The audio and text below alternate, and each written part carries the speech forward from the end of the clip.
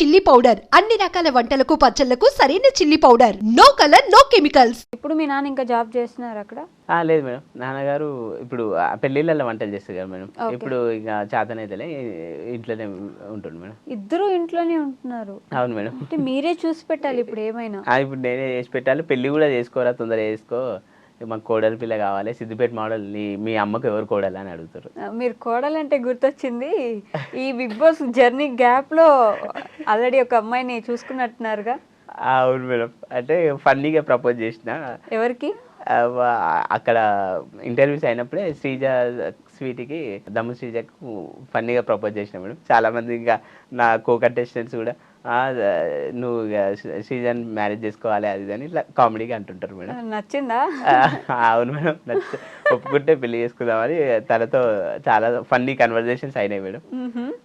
Funny conversation, serious conversation? Serious కూడా, అంటే funny అని కాదు కానీ తను యాక్చువల్గా మేము 2-3 డేస్ ఉన్న ఫస్ట్ ఎట్లా అయిందంటే గ్రూప్ డిస్కషన్ అప్పుడు మమ్మల్ని లంచ్కి పిలిచినప్పుడు లంచ్ అప్పుడు కన్వర్జేషన్ అయింది. యూ వేర్ నైస్ డ్రెస్ అండి అని చెప్పి, యూఆర్ బ్యూటిఫుల్ అండి అని ఇట్లా చెప్పి అట్లా కన్వర్జేషన్ స్టార్ట్ అయింది. ఇంకా ప్రపోజ్ చేసిన, ఇంకా అది సీరియస్ ఒప్పుకుంటే మాత్రం మ్యారేజ్ చేసుకోవచ్చు. అదే మొన్న ఇంకా ఎవరో ఒక అమ్మాయితో డాన్స్ చేస్తే కూడా కింద మా శ్రీజకి అన్యాయం చేస్తావా అని కామెంట్స్ కూడా వచ్చినట్టున్నాయి. అవును మేడం, మాధురి కామెంట్ చేసింది. అయితే యాక్చువల్గా ఇంకా వికాస్ కూడా ఇంకో అతను మా చెల్లెమ్మకి అన్యాయం చేస్తున్నావు అని తను కూడా పెట్టింది.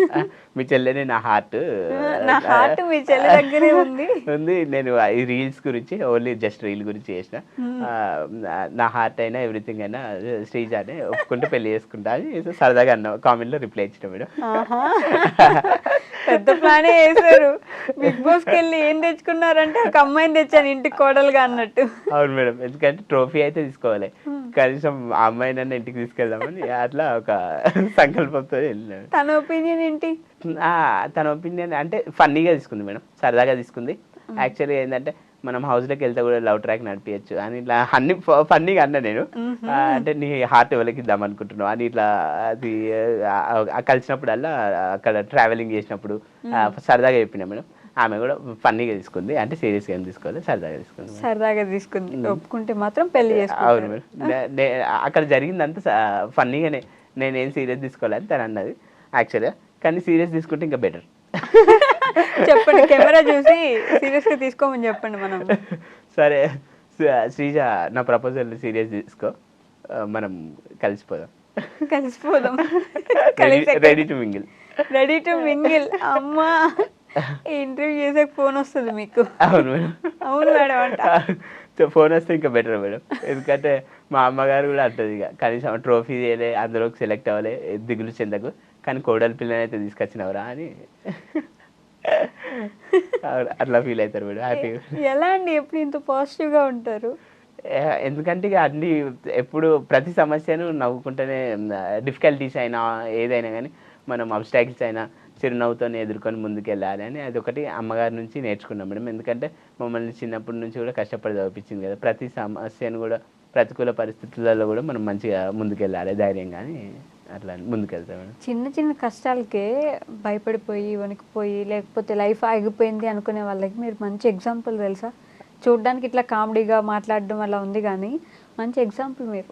రియల్ మేడం, ఆర్టిఫిషియల్ ఇంటెలిజెన్స్ తోని కొన్ని ఎడిటింగ్ చేసినాం మేడం రీసెంట్గా. రీల్స్ భూమిలో నుంచి రావడం, కుండ బగలు కొట్టడం, మంటలు రావడం, ఇట్లా హార్స్తో రన్నింగ్ చేయడం, అందులో ఒకటి మోటివేషన్ ఇట్లా చెప్పినాం మేడం.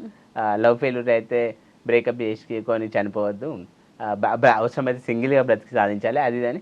ఎందుకంటే ఇట్లా కొన్ని మోటివేషన్, అప్పుడప్పుడు మోటివేషన్ కూడా చేసుకుంటా చాలామందికి డిప్రెషన్ ఉండద్దు, ఏ పరిస్థితినైనా మంచిగా తేలికగా తీసుకొని ముందుకెళ్ళాలని కూడా కొన్ని రీల్స్ మంచి పాజిటివ్ వైబ్స్తో చేస్తున్నాం మేడం. ఓకే, మీ వయసు ఎంత ఉంటుందండి మీరేం అనుకోకపోతే? Age 32 madam. 32. ఎందుకని ఇప్పటిదాకా పెళ్లి మీద ఆలోచన రాలేదు? అంటే పెళ్ళి చేసుకుందామని ఉండే కదా మేడం, కాకపోతే కొంచెం మరీ పేదరికం ఉంది, కొంచెం సక్సెస్ అయినాక కొంచెం ఫైనాన్షియల్ స్టెబిలిటీ కొంచెం ఉన్నాక చేసుకుందామా అట్లా అన్న ఆలోచనతో కొంచెం లేట్ అయింది మేడం. సంబంధాలు చూస్తున్నాం, అయితే కొందరు కొన్ని మ్యాచెస్లో చూస్తే సిద్దిపేట కొందరికి వీడియోస్ నచ్చాయి కదా మేడం, గా మాడలా గా డ్యాన్స్ చేసేటోడు ఆ వీడియోలు చూసేటోడు మాకు వద్దు అని కొందరు అట్లా అన్నారట. ఇక అందరికి రకరకాలు ఉంటాయి కదా మైండ్ సెట్లు. ఇంకా ఈ సిద్దిపేట మోడల్కి తగ్గ అదే బిగ్ బాస్ అగ్ని పరీక్షలు కూడా అడిగారు, మరి పెళ్ళి ఎందుకు కావాలి అంటే సిద్దిపేట మోడల్ తగ్గ మోడల్ అమ్మాయి దొరకాలి అని వెయిట్ చేస్తున్నా. అంటే ఇప్పుడు ఎంత మోడల్ మోడల్ అనాలి అందరు వచ్చి, మోడల్కి తగ్గ మోడల్ అమ్మాయి దొరకాలి అని చూస్తున్నాను. నేను ఇంకా ఏదో లవ్ ఫెయిల్యూర్ ఏమో అనుకుంటా. లవ్ ఫెయిల్యూర్ ఏం లేదు మేడం. అంటే నాకు ప్రపోజల్స్ ఎవరు ప్రపోజ్ చేయాలి, నేను కూడా వెళ్ళి ప్రపోజ్ అంటే వెరీ ఫస్ట్ ప్రపోజల్ మన అగ్ని పరీక్షలో చేసిన, పరిచయం అయినాక శ్రీజ గారికి. ఇంకా ప్రపోజల్స్ అయితే ఏం రాలే మేడం. అంతేనా? మీరు కూడా అటెన్షన్ గ్రాబర్ కదా, ఎక్కువ అటెన్షన్ ఉంటే బాగుంటుంది అనుకుంటా. అవును మేడం. ఎక్కువ చాలామంది అటెన్షన్గా ఉండాలి, నాకు ఫోకస్డ్గా ఉండాలి అని డిఫరెంట్గా వీడియోస్ చేసేటప్పుడు కూడా కంటెంట్ కూడా మేడం చాలా డిఫరెంట్గా ట్రై చేస్తా. మెయిన్ ఉద్దేశం, మెయిన్ ఆబ్జెక్టివ్ కూడా అటెన్షన్ గ్రాప్ చేయాలని ఉంటుంది మేడం. ఓకే, బిగ్ బాస్ లో కూడా ఏదో చేసి చూపమంటే జగడమే డైలాగ్ కొట్టండి, ఏదైనా డైలాగ్ చెప్పండి కొంచెం డిఫరెంట్గా. ఏంటంటే కొమర్షియల్ దగ్గర చేసిన ది వెరీ ఫస్ట్ డైలాగ్ ఏంటంటే పోకిరి స్పూఫ్ చేసిన మేడం. సిద్దిపేటకి ఎప్పుడు వచ్చామన్నది కాదన్నాయి, కొమర్షియల్ చూసామా లేదా అని చెప్పి రన్నింగ్ చేసిన మేడం జగడమే అని. అది చాలా ఫన్నీగా తీసుకున్నారు మేడం, చాలా కామెడీగా బాగుంది. అది కూడా నిజంగా సిద్దిపేటకి ఆ పేరు అంత రావడానికి మీరు కారణం కదా. గవర్నమెంట్ సైడ్ నుంచి ఎప్పుడు మీకు ఎలాంటి హెల్ప్ లేదా ఇప్పటి వరకు? ఎవరు ఎటువంటి హెల్ప్ అందలే మేడం, ఎవరి నుంచి ఎటువంటి సాయం అందలేదు.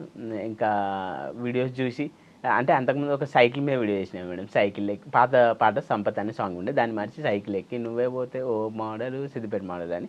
అది చూసి ఇమ్రాన్ అన్న స్కూటీ ఇచ్చిండు అంతేగాని ఇంకా మామూలు ఎవరు పరేషన్ బాయ్ ఇమ్రాన్ యూట్యూబర్.